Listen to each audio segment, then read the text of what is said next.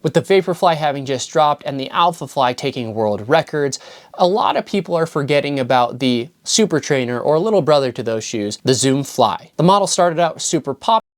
The last few years, the last few editions just haven't quite hit the mark. But what do we think about the latest edition? Today, we're reviewing the Nike Zoom Fly 6. What's up everybody? I'm Eric McIntyre, aka Rad Dad Bod, and you're watching Rad Dad Bod TV, where we review running shoes.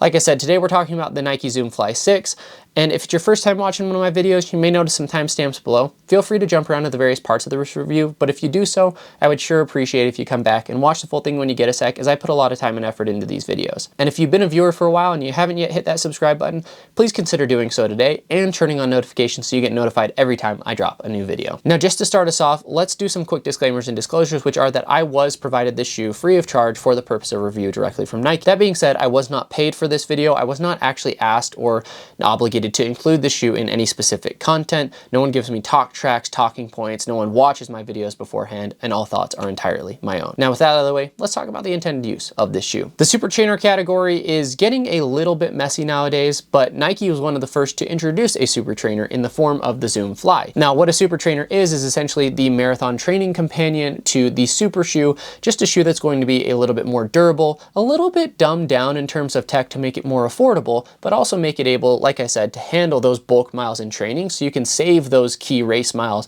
for your super shoe for race day. As such, that's how we're going to be talking about and evaluating the Zoom Fly 6. Now, from a price perspective, the shoe comes in at $170, which is fairly respectable for this category. The super trainer category can go all the way up to over $200, which in my mind is a little bit crazy, because I feel like that should be reserved for race shoe territory. So again, when compared to its peers or counterparts, the Zoom Fly 6 is considered fairly affordable. Now, from a specs perspective, the weight comes in at 8.6 ounces, which is 244 grams, which is not the lightest out there when it comes to super trainers, but it's also not the heaviest. I feel like it fits fairly safely in kind of the middle of that category. Then from a stack perspective, you have 40 in the heel, 32 in the forefoot, and an 8mm overall heel to toe drop, which is a little bit low for Nike, but in their racing line, that is about right and about where most of their shoes are landing. From a fit perspective, I would say it fits true to size lengthwise, and I would say it fits a little bit wide for a Nike, but fairly standard fitting for the most part throughout. I would say the heel is standard to wide-ish. The toe box, I would say, is actually fairly roomy, again, for a Nike model. And then that midfoot, I actually would say it's, you know, not wide, but wide foot friendly. I do feel like it's kind of got a standard to wide fitting midfoot there, which again, for Nike is pretty rare. Now, moving to the upper, you have this really, really nice woven mesh, which is kind of a dual layer. You can see, or maybe here, it's got kind of this synthetic material on the outside, and then that really, really breathable mesh just right underneath it. Along with that, the tongue is stitched in. I don't know if you'd consider that gusseted or just kind of stitch, but the tongue sits nicely in place, and it has some light cushion there on the top, but for the most part, it's that same mesh throughout, so it stays lightweight, and it stays very, very breathable. The shoe as a whole is a little bit warmer than you would expect because of that secondary layer of synthetic mesh, but I would still say that the shoe, for the most part, is a very breathable shoe overall. Now, the upper itself has some decent cushion there in the heel cup, and then you have that heel flare, which is going to add a little bit of comfort, and you get this little curvature here in the ankle, so despite being maybe a little bit rigid around the ankle, it has ample cushioning, and you don't feel any like digging into your ankle or Achilles at all in this area. The extra cushion also helps with a little bit of heel lockdown. I didn't have any issues with heel slippage anyway, even without a runner's knot, but I felt like it just kept you nice and cupped and steady in that area right there. For the most part, I felt like I could get some really, really good lockdown in the shoe. There's enough cushion in there for it to be extra comfortable, but not so much that you're going to be dying of heat.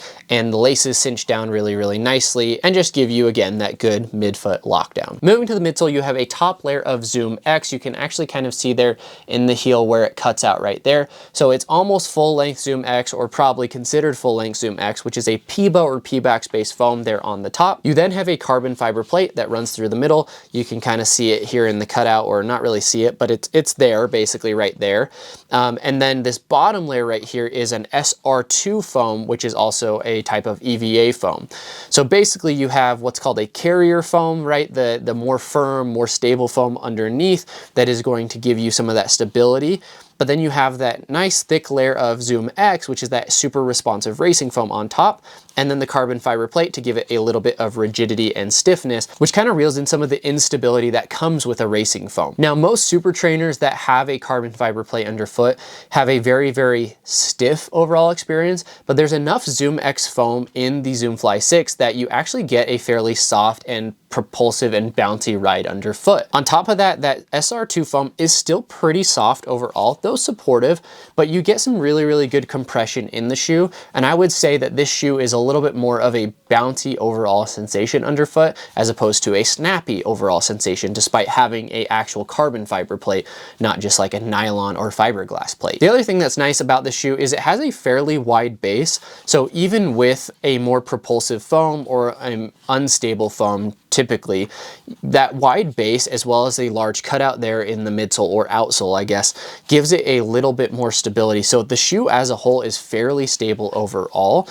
I think it could be a really good racing option actually for those who are looking for a shoe and have stability needs. The other thing that's really cool with this kind of more stable supportive foam and then that bouncier, more responsive foam up top is that the shoe is very, very pace versatile. So if I'm going on a long run and I have a couple of miles that are kind of my warm-up miles, which are done a little bit closer to my easy pace, I personally feel comfortable taking this shoe for the entire workout, where, you know, sometimes if you're doing like 200-meter repeats, 100-meter repeats or sprints, you kind of warm up in your easy day shoe, your daily trainer, and then you switch out your shoes.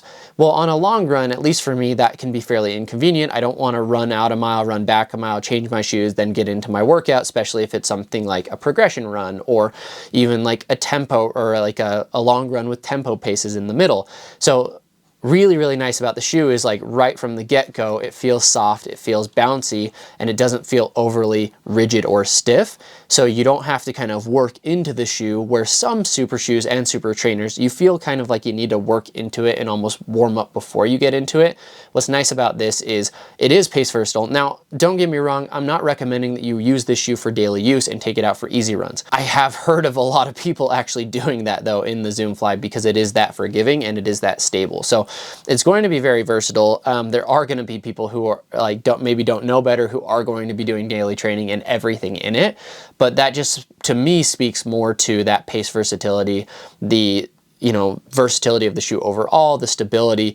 I feel like I could race a marathon in the shoe, like there's enough cushion here, but I also can do 400-meter repeats or shorter repeats in the shoe, even race like a 5K or mile or something along those lines, right? Not necessarily that it would be my preference for those shorter distances, right? I like something maybe a little bit sleeker, probably more like Vaporfly-ish, but really, really enjoy this shoe at a variety of paces. Now, there's a lot of highlights in this shoe, but the outsole is another potential highlight for us here. You have kind of that waffle pattern with the rubber there, and then some additional waffle pattern there in the heel. Overall, I found that the Zoom Fly tread is phenomenal. In fact, it's up there with like the Deviate Nitro 3, which is another super trainer that I'll have to do a comparison with the shoe on. But you know, the Puma grip, phenomenal. One of the best grips out there, in my opinion, for road running, even when the roads are wet. I found that this waffle grip has been the same. I've been running a lot in the rain or after rain, in the snow, light snow, things like that. And it's doing a great, great job of gripping the road, gripping the track, gripping the treadmill, wherever it is that I am running. So overall, I've been fairly impressed with the tread on the Zoom Fly 6. The waffle pattern has done its job, which sometimes the waffle pattern has been hit or miss for me this year. So, but I'm a big fan of how this outsole was executed. I do think it's notable that it is really, really good grip, not just passable grip for the most part.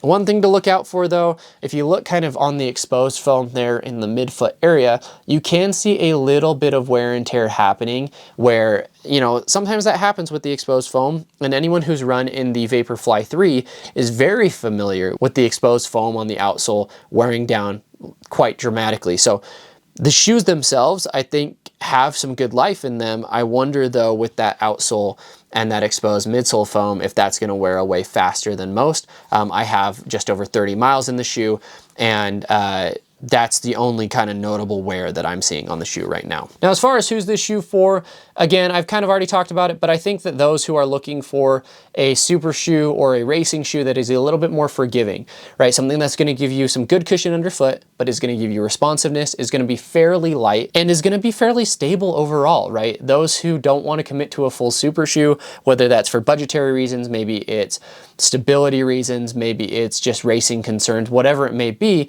I think that a lot of people would really, really enjoy racing in the Zoom Fly 6, and more people should consider a shoe like this. With the 8mm drop, it's more accommodating than a lot of Nikes. Nike tends to do like the 10mm drops. 8 is in the middle there, where even if you run your daily miles in like a 5mm drop, 8 is within kind of a margin where I would be comfortable for someone to go ahead and give that a shot. But overall, I think that it is a racing option that you can also train in, honestly. Like, I'm willing to go that far because I do think, you know, if I look at this shoe and it was a 2024 release, I just didn't get to it in 2024. If I look at this shoe though, and I compare it to other 2024 releases, it is right there neck and neck with the Endorphin Speed 4 for me in this category. I like them both for different reasons. I do think maybe the Endorphin Speed 4 barely edges it out, but I think that this is going to actually appeal to more people as a racing option because the foam underfoot is a little bit bouncier, a little bit softer overall, in my opinion. So all in all, I think it's a really, really, really good shoe. I think they knocked it out of the park with the Zoom Fly 6. I'm not sure if there's a Zoom Fly 7 update coming this year or not. I would assume so because Nike tends to do that, but they've also made a lot of changes on their product lines as of late, so that maybe falls by the wayside for the time being. But I hope they do. I hope they see what worked in the Zoom Fly 6 because I know the Zoom Fly 5 didn't do quite as well. So I hope they continue to use this formula here, and I'm excited to see what they update. So just some final thoughts. Yeah, overall, I really like the shoe. I was a Zoom Fly fan. The last one that I had run in though was the Zoom Fly, I believe it was the 2, the Flyknit upper. I loved that shoe. It was one of the first kind of performance running shoes that I had. I wore it for probably way more than I should, but it was such a great shoe for me overall. And, you know, none of the models after the 2 and that Flyknit version really appealed to me until this one, right? So, like I said, I'm a fan of the Zoom Fly 6. I like what Nike did, very much enjoyed the shoe, and am excited to see what innovation comes next. So if you stuck around this far, I sure appreciate you. Please take a second, leave a like, leave a comment, let me know what I could be doing better in these reviews or what questions you have on the Zoom Fly 6. And like I said, if you haven't hit that subscribe button or turn on notifications, please consider doing so today, as it helps me continue to grow this channel and be able to review more and more shoes for each and every one of you. And to round us out, let's leave you with a question, which is, prior to the Zoom Fly 6, which was the last model that you enjoyed running in? Let me know in the comments below. Thanks, everybody.